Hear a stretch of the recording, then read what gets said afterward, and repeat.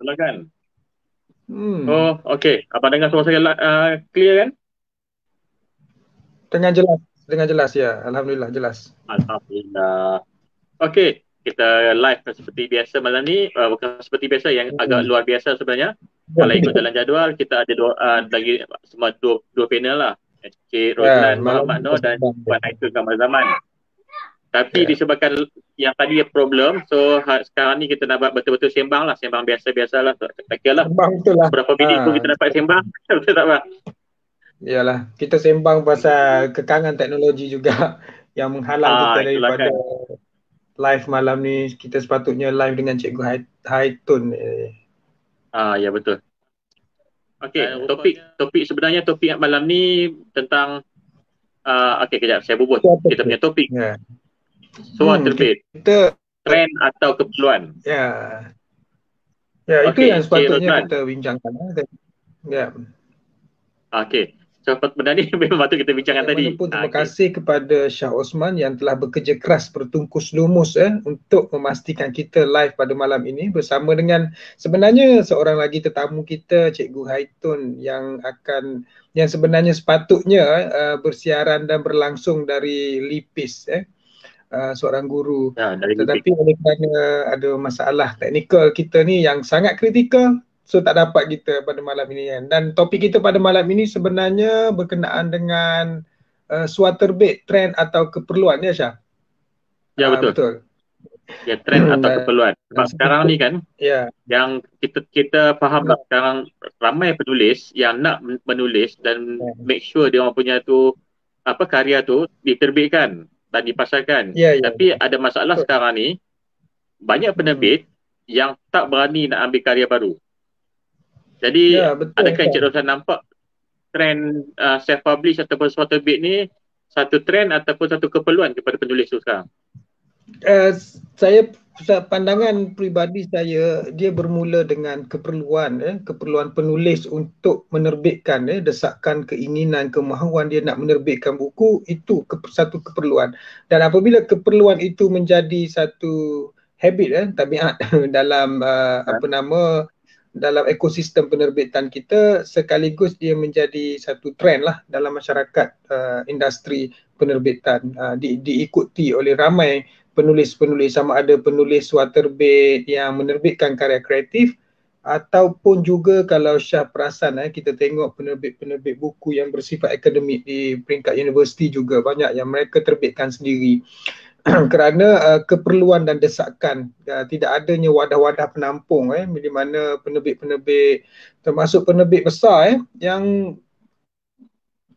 senang cerita tak ada bajet lah Syah, tak ada bajet, Ya. tak ada sumber keuangan yang kukuh untuk menerbitkan buku dan akhirnya mereka menjadi sangat Ya. selektif. Ini banyak juga faktor-faktor lain selain daripada faktor bajet, faktor yang dibumbu-bumbu sekian lama adalah berkenaan dengan sambutan terhadap buku. Buku ni kurang peminat, buku ni kurang pembeli, buku ni tiada pembacanya, dan sekaligus menjadikan penerbit sangat selektif lah untuk menerbitkan buku. Persoalan komersial, takut tak laku, takut tak boleh jual dan sebagainya kan.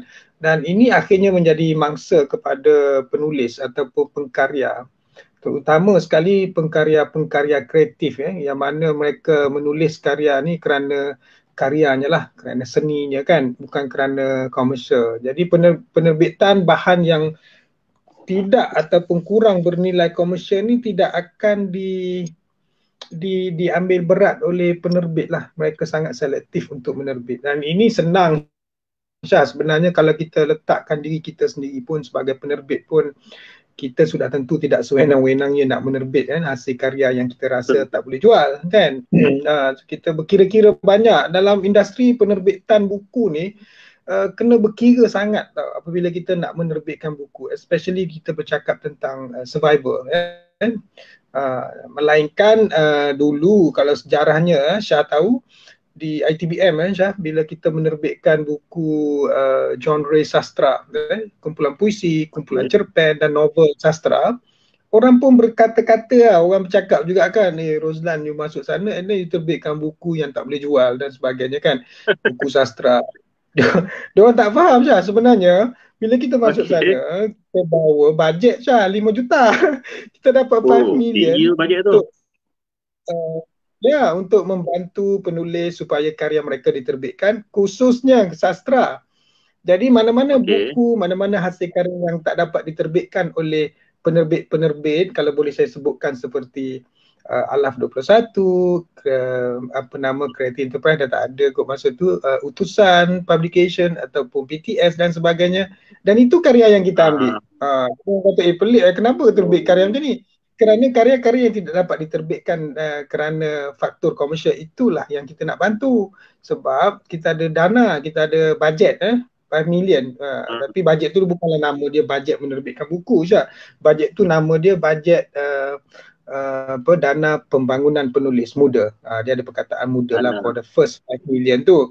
Jadi bila pembangunan penulis muda ni to develop the new authors kan, penulis-penulis baru ni, termasuklah kita buat jelajah, bengkel, apa nama apa sajalah seminar dan sebagainya yang berkaitan, yang relevan lah dengan industri kan, dengan buku. So dapatlah kita terbitkan banyak buku-buku cerpen, kumpulan puisi contohnya kan. Dan giatnya menerbitkan mengangkat karya-karya seperti kumpulan puisi ya, contoh khususnya lah kumpulan cerpen tu okey lagi, kumpulan puisi menjadikan satu bentuk trend baru. Kita tengok ramai pula orang nak terbit buku puisi kan, sebab dalam tahun bila tu ratusan yang orang nak terbitkan puisi tu? Tahun bila yang orang yang ramai nak terbitkan puisi tu?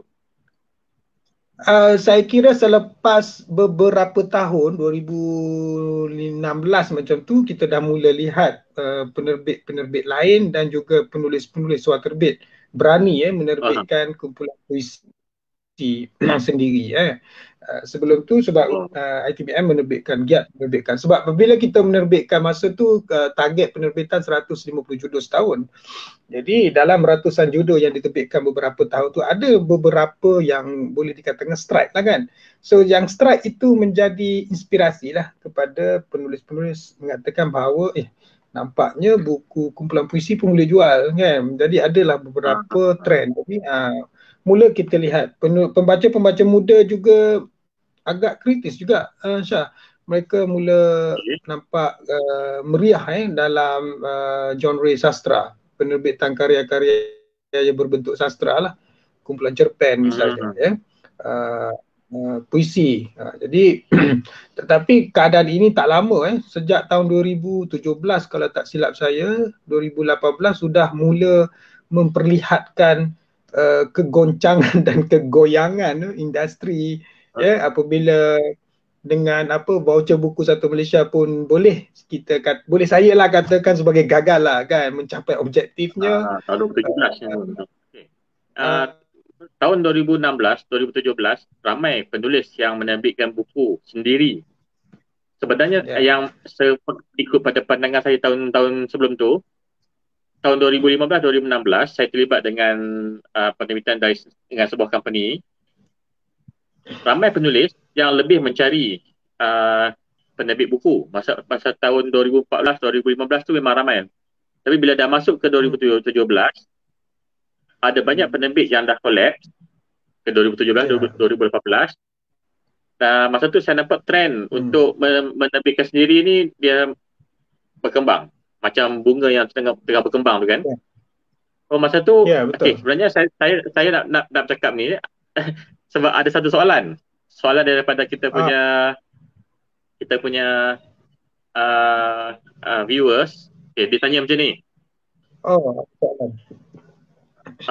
Dia tanya, ada penulis yang menerbit sendiri sebab dia ada satu masalah dengan penerbit. Masalah berkaitan dengan royalty lah. Ada penulis suatu terbit sebab penerbit tak terima manuskrip. Ada juga penulis suatu terbit sebab ada pengalaman tak baik dengan penerbit. Contohnya isu royalty dan lain-lain. So dia nak kita komen lebih lanjut. So penanya soalan ni adalah Cikgu Sofwan Saadun. Dia bertanya tentang soalan ni. So dia nak kita mengulas tentang ada penulis yang terbit sendiri sebab ada masalah royalty dan penerbit reject dia punya manuskrip.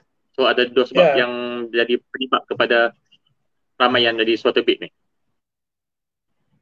Ini salah satu daripada faktor lah ya. Kita nak kata penerbit ada masalah dengan penulis ataupun penulis ada masalah dengan penerbit ya, di mana tidak dapat memenuhi kepuasan masing-masing, dan ada kelebihan dan kelemahan, ada kekurangan dan kelebihan lah menerbitkan sendiri dan juga menerbitkan dengan penerbit. Saya akui memang ada sejak tahun 2014, 15, 16 ada masalah, macam penulis ada masalah dengan penerbit lah, sama ada royaltinya, sama ada manuskripnya tidak diterbitkan ataupun ditolak. Tetapi Syah, tahun 2015-16 tu adalah tahun yang sudah mula menunjukkan kemuraman dalam industri penerbitan buku, di mana banyak penerbit-penerbit pun sangat selektif untuk menerbitkan buku, dan ini menjadikan penulis banyak karya-karya mereka ditolak dan tidak diterbitkan. Itu salah satu masalah lah. Yang keduanya berkenaan dengan royalty, dan ada penulis beranggapan apabila mengharapkan 10% paling tinggilah ketika itu royalty, lebih baik menerbitkan sendiri dengan mendapat laba yang lebih besar apabila mengeluarkan modal penerbitan, dan kita pun rasanya bukan rahsia lagi dalam kalangan penulis untuk menerbitkan sesebuah buku tu. Mereka boleh tahu boleh agak anggaran kos lebih kurang, tetapi mekanisme untuk memasarkan buku, mekanisme untuk membangunkan industri buku di tangan suatu terbit ni, kadang-kadang mereka tidak mencapai tahap yang optimum. Maksudnya apabila buku di tangan pemain industri yang profesional, mereka selain daripada mereka masuk ke pasaran-pasaran buku dengan cara profesional, mereka juga ada kelebihan-kelebihan lain seperti tender, projek buku dengan pihak-pihak yang lain lah, kontrak-kontrak kerajaan, tender-tender kerajaan, ataupun sebaran buku dengan cara yang lebih meluas dengan platform-platform mereka yang established. Dan apabila pemain suatu terbit ni, dalam rata-rata ataupun ramai-ramai pemain suatu terbit ni, tidak semua yang betul-betul memahami industri. Sama ada industri dalam peringkat penerbitan, editorial, penerbitan, dan juga dari aspek pemasaran. Kita faham, kita tahu ramai penulis juga, boleh dikatakan majoriti penulis adalah penulis. Mereka bukan usahawan dan mereka mungkin tidak nampak ruang-ruang dan peluang pemasaran yang lebih luas. Sebab itu yang ramai yang gagal apabila mereka terbitkan buku dengan sejumlah yang macam mana, aspek ekonomi penerbitan misalnya, contoh Syah, diorang tak faham, dia kata asalkan terbit, kita terbit sikit dah lah, 200 contohnya ataupun 300 buku. Tetapi bila pemain industri, dia akan terbitkan dalam volume yang besar. Kalau di ITBM bermula dengan 3,000, 2,000 dan akhirnya kita maintain dengan 1,000. Tetapi ketika saya bersama dengan utusan dulu Syah, kita tak print buku kurang 10,000 Syah. Kita punya buku 10,000. Banyak tu. Print. 10,000 minimum. 99, tahun 2000, 2002 ketika itu, kalau buku yang bersifat pop memang 10,000 kita print. Dan kita ada standing order dengan kedai-kedai pemborong dan sebagainya. Dan bila suatu terbit ni, dalam trend semasa sekarang, mereka menerbitkan 200 ataupun 300 dan tidak cost efficient tidak efficient dari segi cost. Dan apabila mereka masuk ke pengedaran, so distributor saja mengambil 50 ke 55%. Syah pun tahu kan, ada sampai 60%, betul tak Syah? Nah, 60%. So bayangkan kalau harga buku kita letak pricing, pricing pun perlu faham, penulis perlu faham pricing, how to put your price on the books. For example, RM10 you letak buku, kita tahulah you buat modal dan jadi berapa ringgit nak print buku. Kalau print 200 Syah, paling-paling kurang pun RM5 kan. RM5 tak boleh jual RM10, kurang-kurangnya 3.5 times kan.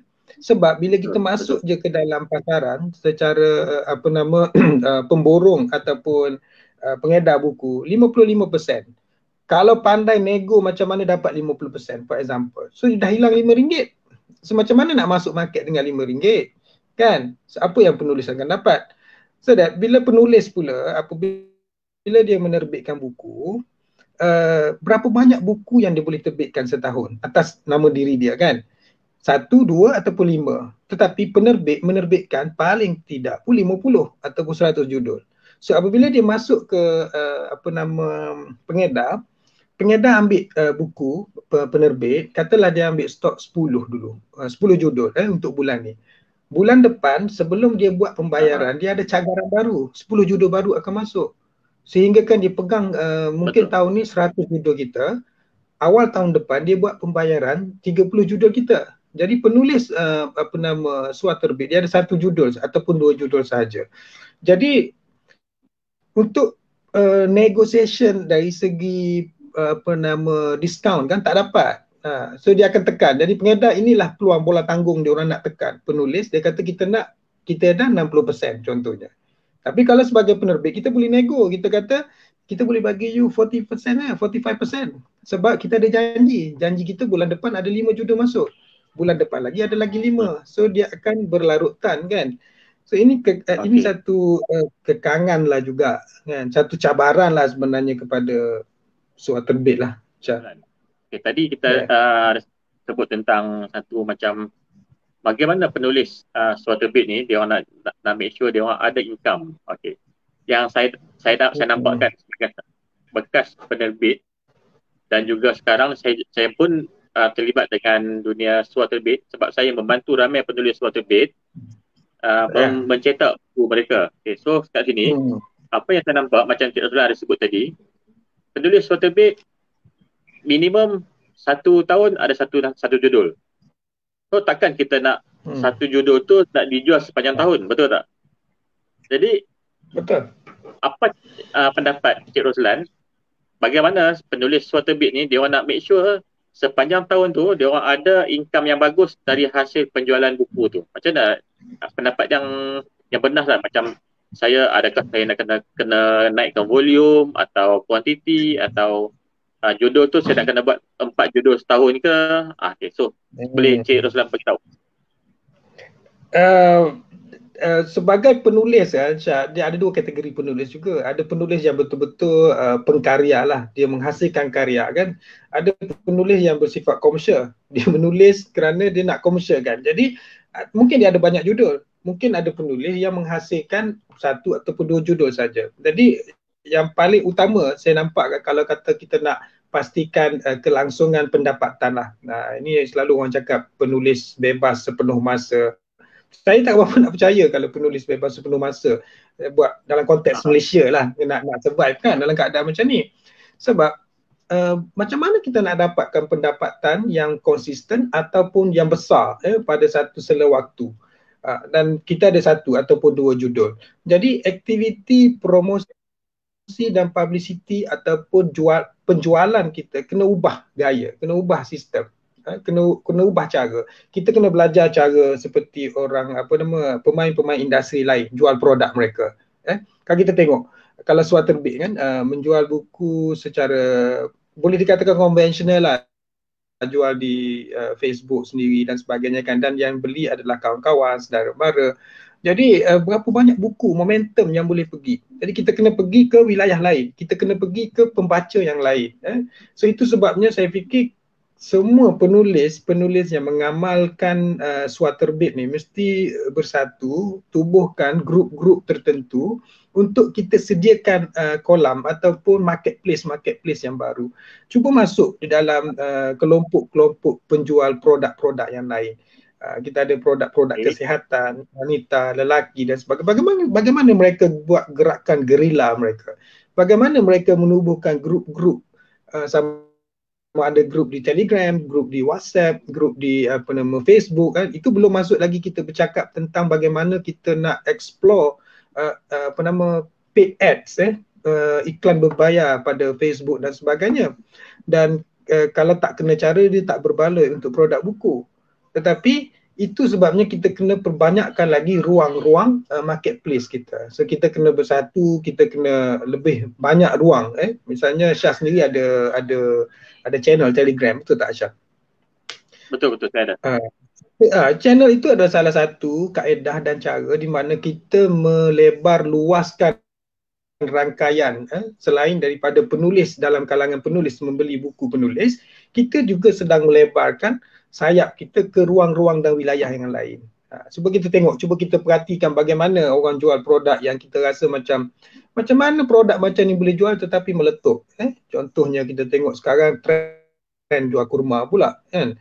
Lepas tu jual kain, jual baju dan sebagainya. Mereka ada kaedah, kadang-kadang gerila juga Syah. Kan mereka tubuhkan grup, mereka menguasai elemen-elemen dalam pemasaran. Ini penulis kena belajar sikitlah keusahawanan bagaimana nak memanipulasi data data-data pembaca yang ada, menggunakan platform e-dagang. Ini misalnya contoh yang paling mudah lah. Bila kita berjualan kadang-kadang penulis ni gunakan konsep yang sangat konvensional. Orang nak beli sila PM tepi, menggunakan kaedah WhatsApp dan sebagainya. Boleh layan 50, 100 tapi boleh ke layan sampai 500 ke 1000 customer. Of course tak tidur malam punya kan Syah. So ini yang kena explore. Kena explore. I mean sekarang kita ada Shopee kita ada, saya sendiri ada satu platform e-commerce yang saya sediakan. Sebenarnya platform ini dibuka untuk penulis suatu terbit untuk meletakkan produk mereka juga supaya lebih senang apabila mereka ada publicity dan promosi nak jual produk buku lah especially, you just bagi satu link untuk mereka ada satu check out sistem. So ini memudahkan ataupun mempercepatkan proses untuk kita spread maklumat berkenaan dengan buku kan. Jadi tidak adalah kita spend terlalu banyak masa untuk sesuatu perkara ataupun satu deal bisnes yang tak sudah. Tadi Encik Roslan sebut tentang perlu ada community atau group. Saya ada perasan satu group atau community dalam Facebook. Ada kawan saya yang saya kenali sebagai Juliana di Facebook, dia orang ada satu group mempromosikan karya-karya novelis tempatan. So mana-mana novelis yang ada menerbit dan ingin menjual secara agent atau dropship lah, tak pasti kumpulan mereka tu akan mempromosikan kepada khalayak yang lebih besar dalam FB, dalam IG dan segala media sosial lah. Okey, so itu kita tinggalkan sekejap. Sebenarnya kita nak jawab soalan kedua daripada Cikgu Sofwan Saadun. Dia tanya, apa nasihat Tuan pada penulis suatu terbit yang buat buku asal buat sahaja? Okey, ada penulis yang dia orang fokus nak terbit buku supaya dapat duit, tapi dia orang buat. Okey, pertamanya dia orang tak hantar ke editor, dia orang tak hantar ke orang yang boleh buat layout betul-betul, dan kemudian buku tu dia siap dan dia terus jual. So itulah yang dikatakan buku asal buat. So apa pendapat Encik Roslan tentang penulis yang begini? Sebagai editor, saya sebutkan saya sebagai editor lah buku selama lebih kurang lah 20 tahun dah Syah. Saya nasihatkan kepada penulis, bakal penulis yang ingin menjadi penerbit, dapatkan nasihat yang betul berkenaan dengan prinsip dan amalan dalam penerbitan buku yang betul.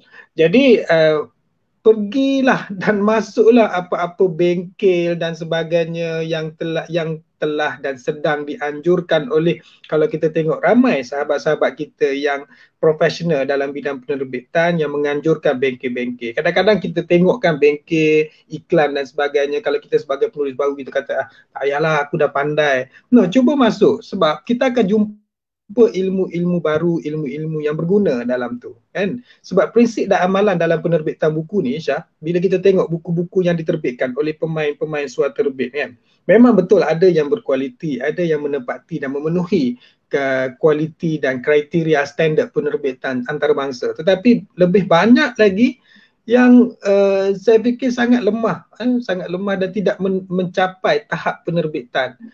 Ini yang kita nak tengok dari aspek pendaftarannya, ISBN-nya, anatomi bukunya kan. Belum tengok kandungan lagi tu, tengok dari aspek fizikal, dari aspek kemenjadian buku tu sendiri.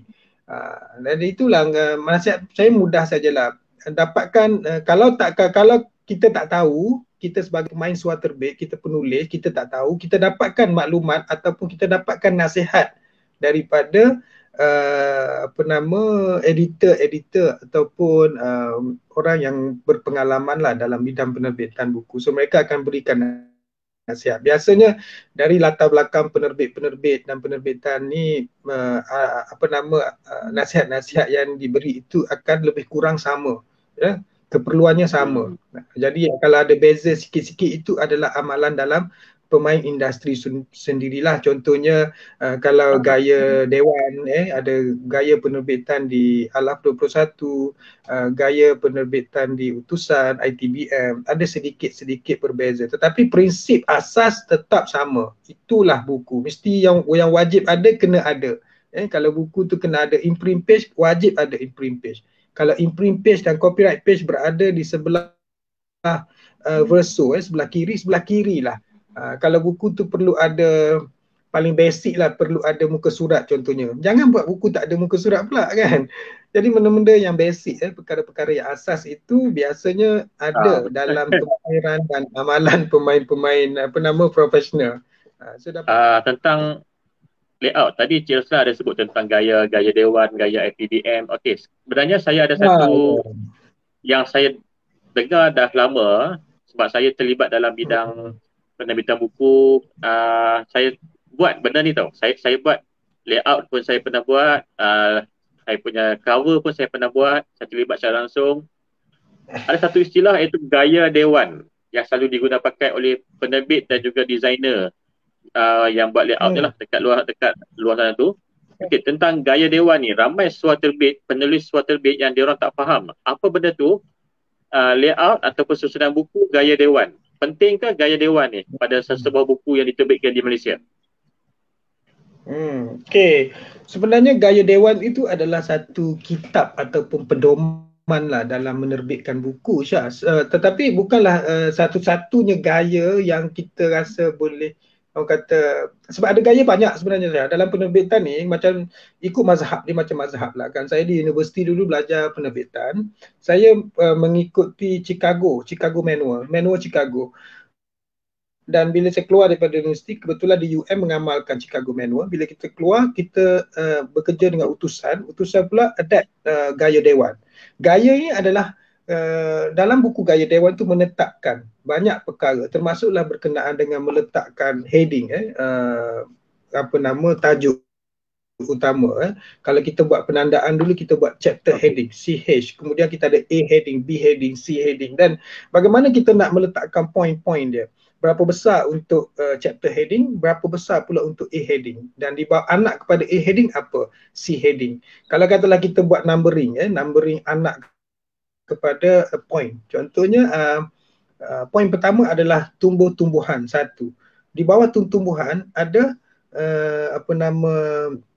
ada double I, nombor Roman, iaitu cendawan, cili, terung.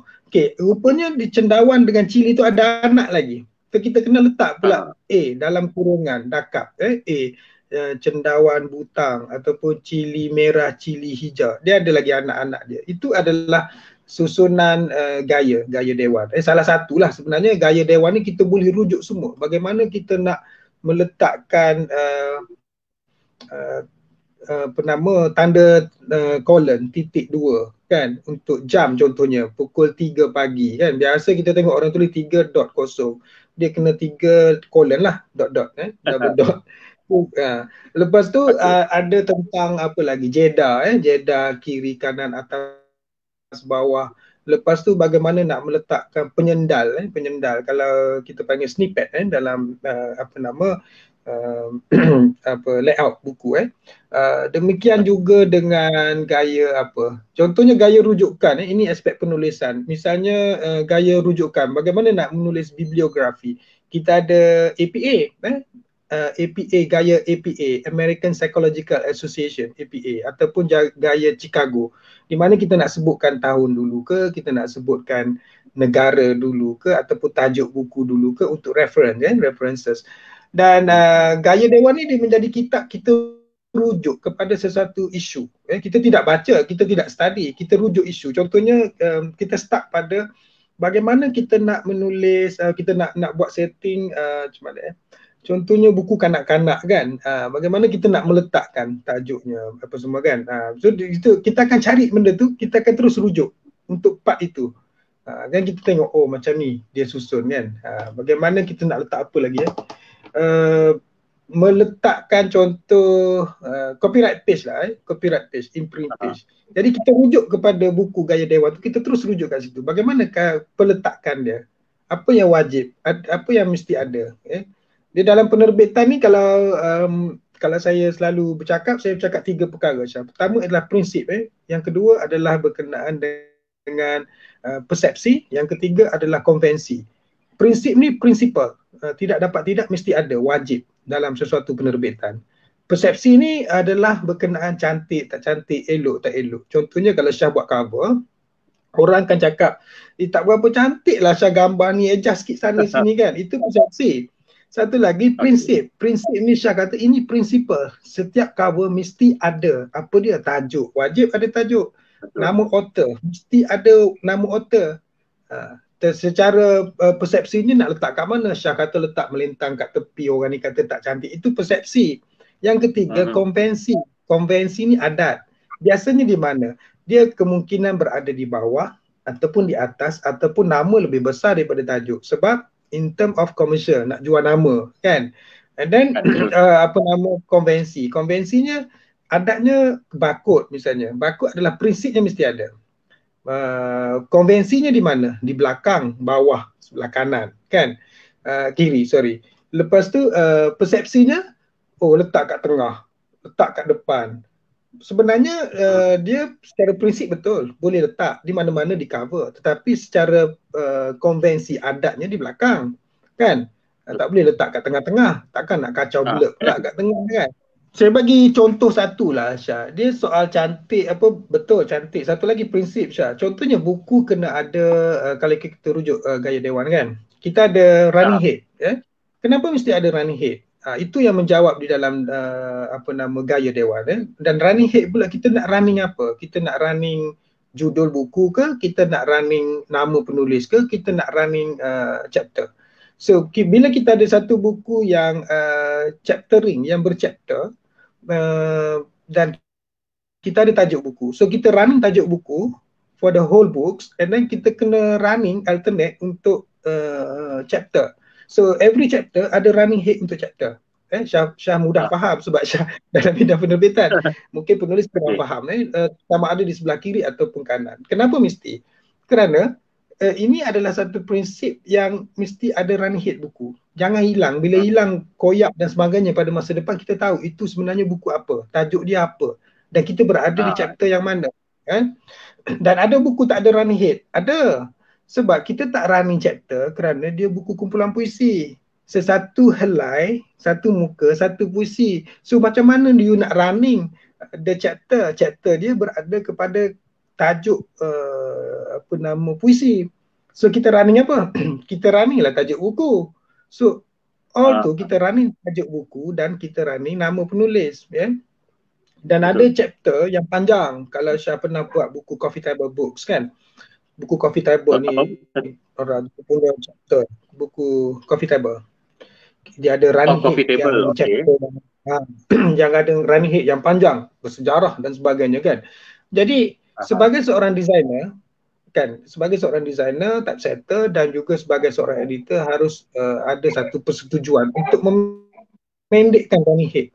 Tidak wajib running head ni menulis semua chapter, sebab chapter tu panjang. Contohnya chapter tu lebih kurang dalam 9 ke 12 perkataan kan. So untuk running head dia tak sesuai, so kita boleh pendekkan running head. Itu perkara yang ada dalam gaya lah. Macam Syah sebutkan tadi lah, saya nak reflect kepada Syah kata trend, kita buat creativity dan sebagainya, nampak cantik apa semua. Tapi jangan lupa prinsipnya kan, jangan sampai kita lupa, kita tak letak running head kan. Kita nak buat cantik kan page tu, kita lupa akan prinsipnya. Jadi nak cantik ke, nak kreatif ke, tapi the principle remain. Contohnya nak buat buku ni rare lah kan, tak ada muka surat. Boleh buku tak ada muka surat. Muka surat tak ada. Rare lah, kreatif kan. So tapi muka surat tak ada. Muka surat wajib, itu prinsipal. Tetapi di mana konvensinya, di bawah ataupun di tepi, orang running dengan running head tepi. Tetapi dia nak langgar konvensi, tapi wajib ada. Kat mana? Lekat tengah Syah. Ada juga. kreatif sangat, letak tengah, dia ganggu teks kan. Dan jadi dia tidak mengikut konvensi. Dia tidak mengikut konvensi. Walau bagaimanapun kita tak kata dia melanggar prinsip penerbitan kerana folionya ada. So dalam satu buku tu bila dia bila dia nak cakap tentang buku tu, makna adalah point dia. Contohnya kan dia nak kata cerita tu best dekat muka surat 63 contoh kan. Tapi kalau tak ada muka surat, dia kata cerita tu best kat mana? Cerita tu best dekat you baca tebal macam ni, jumpalah. Nak jumpa macam mana? Tak ada muka surat kan? Kita juga nak cari tu tebal kat mana macam tu kan? Macam ni, tu tangan dia, tangan kita lain. Jadi itu kan, antara bendanya lah kan. Dia ada prinsip-prinsip lah menerbit buku ni. Kena ikut. Pada pandangan Cik Roslan kan, kita nak menerbitkan buku ni sebagai penulis suara terbit ni, so patutnya kan, selain daripada ilmu-ilmu yang kita dah bincangkan sebelum tadi, apa benda yang paling utama yang seorang penulis suara terbit tu kena ada? Saya fikir mesti bersifat terbuka lah. Sebab ramai penulis dia tegur Syah. Yang pertama sekali mesti berjiwa besar dan bersifat terbuka, perlu menerima teguran. Ini antara perkara yang besar sebenarnya. Sebab yang kita tahu penulis kan, kita sendiri pun masing-masing ada egonya apabila tidak boleh ditegur, tidak boleh ni. Jadi istiqamah diri, pertama sekali cuba bersifat terbuka, terima teguran sebagai pengkarya. Bila kita menulis ni, kita menghasilkan karya kita nak terbit, kadang-kadang tersentak bila ditegur kan. Tapi cuba terbuka dulu lah, terima teguran tengok apakah bentuk teguran. Walaupun tidak semua diikuti teguran-teguran itu, sekurang-kurangnya terima dulu.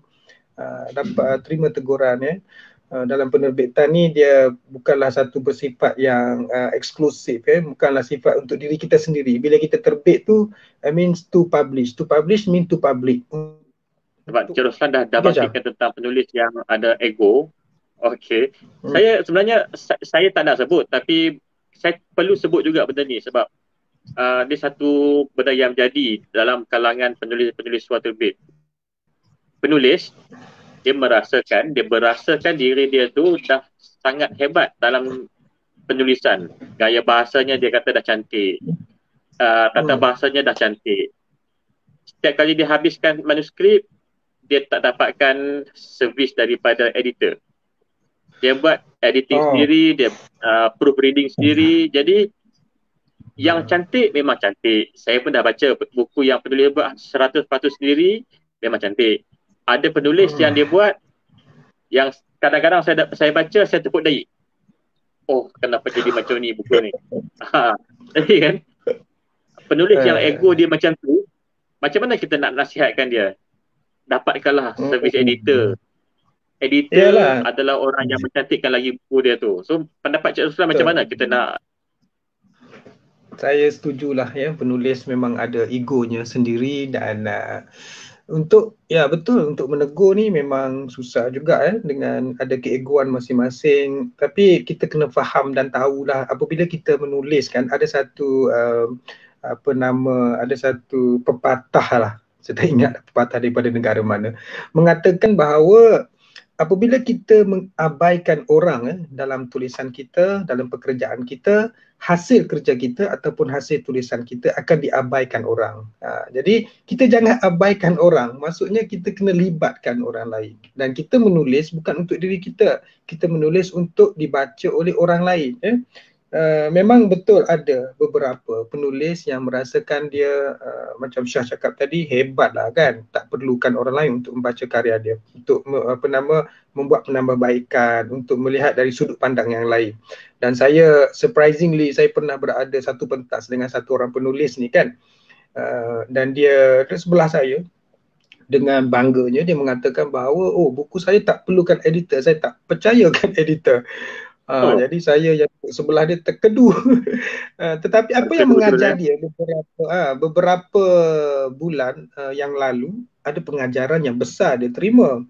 Dan saya tak perlu sebut siapa orangnya, tetapi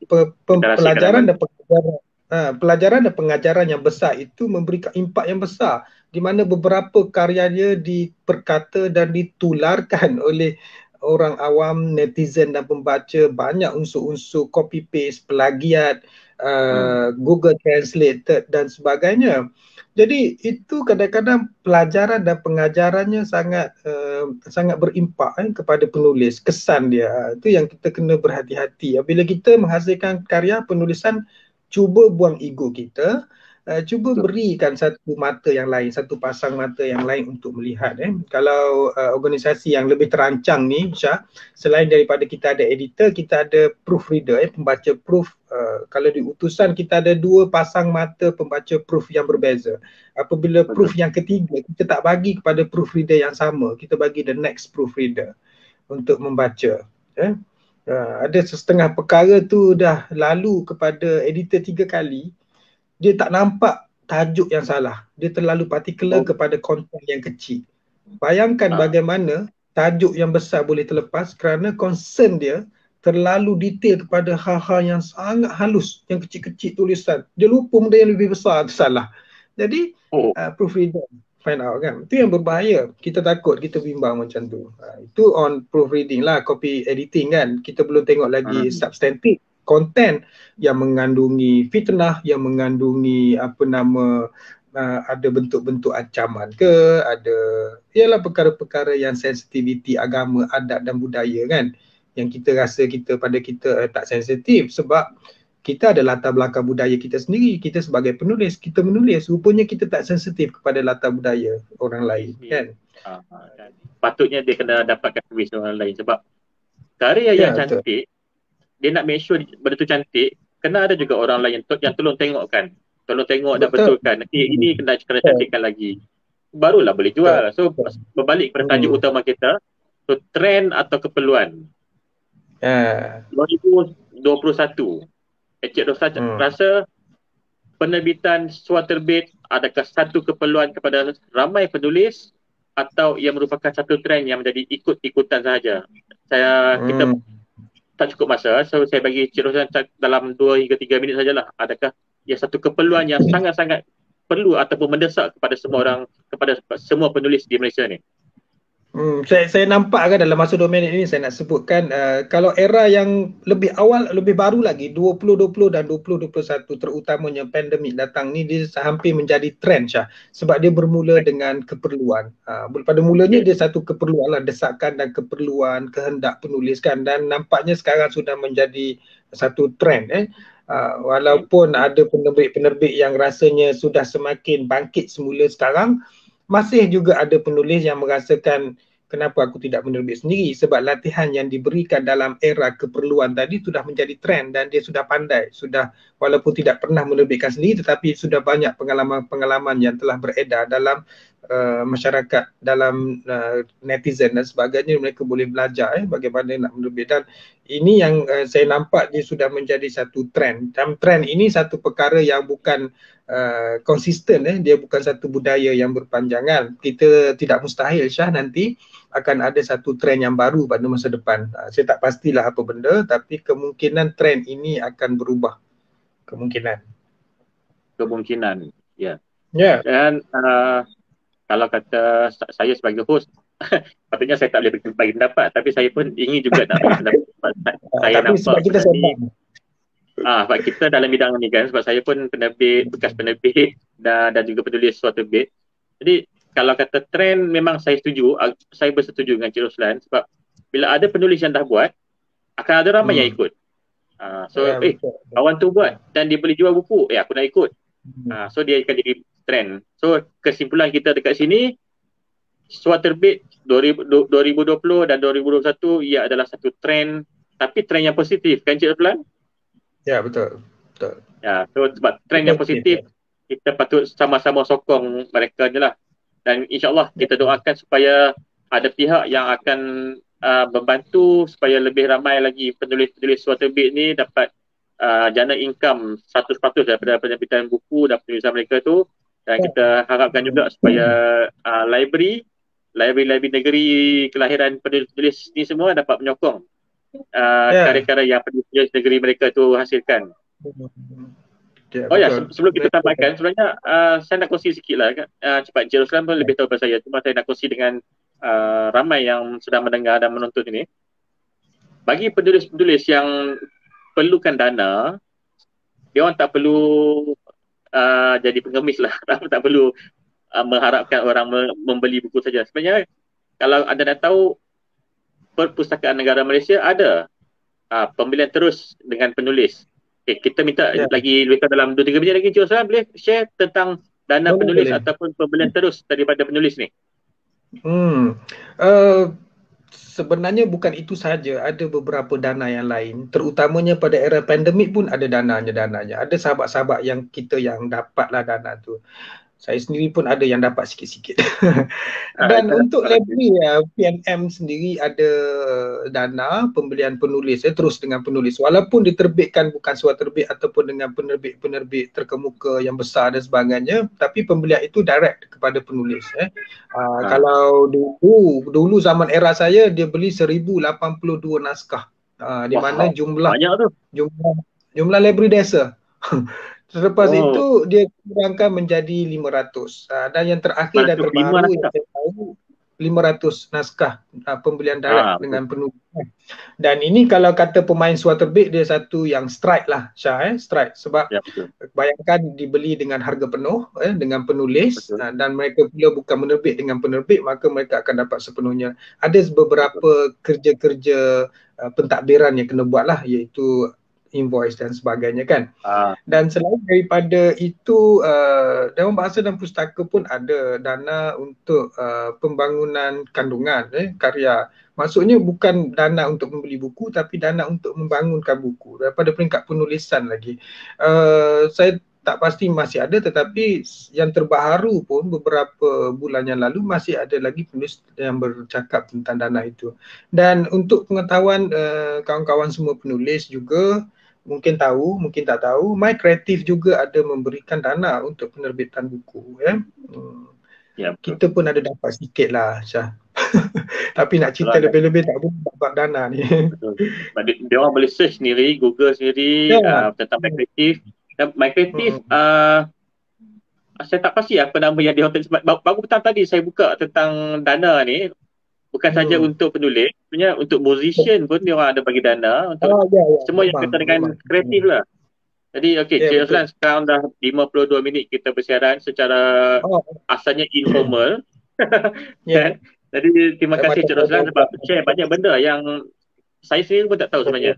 So, saya harapkan dengan perkongsian Cik Roslan ni kita lebih mendapat ilmu lagi. Dan saya terima kasih jugalah kepada semua yang menonton secara rakaman ataupun secara live ni. Okay, so Cik Roslan, kalau ada rezeki nanti kita akan buat sesi lagi lah supaya lebih ramai faham. Dan kalau ada mungkin cicilan yang akan datang, kita boleh buat untuk mempromosikan Cik Roslan punya kelas selepas ni. Kita patutnya kita punya live malam ni lebih menarik apabila kalau kita dapat bawakan Cikgu Haitun tadi daripada Lipis, kerana beliau merupakan seorang pemain suatu terbit yang sangat aktif dan fully lah saya boleh katakan. Sebab dia menerbitkan hampir semua bukunya secara menerbitkan sendiri kan. Ya betul. Dan salah satu buku dia tu dia print dengan saya. Diulang cetak pun ada katanya buku dia. Betul. Baru ni yang Puan Haitun mesej saya, dia minta quotation untuk reprint buku travelog dia tu. Travelog dari hati kot rasanya tajuk dia. I see. Itu pun cepat habis tu sebab dia print dengan saya tu 300. Dan insyaAllah kalau kata ada permintaan tinggi lagi, insyaAllah dia akan print lagi. Kita doakanlah supaya ramai lagi yang akan bertanya dengan Cikgu Haitun tadi untuk dia cepat-cepat print buku tu. So, terima kasih sekali lagi Cik Roslan atas kesudian yang menjawab saya punya mesej tadi secara spontan dan terus klik link datang ke sini. Okey, terima kasih kembali dan terima kasih juga kepada sesiapa saja yang stay pada malam inilah. Terima kasih Syah. Ya, okey, terima kasih. So, begitu sajalah kita punya live ni dan kita doakan supaya semua mendapat manfaat dan semoga Encik Roslan dipanjangkan umur atas perkongsian ilmu yang beliau sampaikan kepada kita tadi. Okey, terima kasih Encik Roslan. Terima kasih semua. Assalamualaikum warahmatullahi wabarakatuh. Assalamualaikum.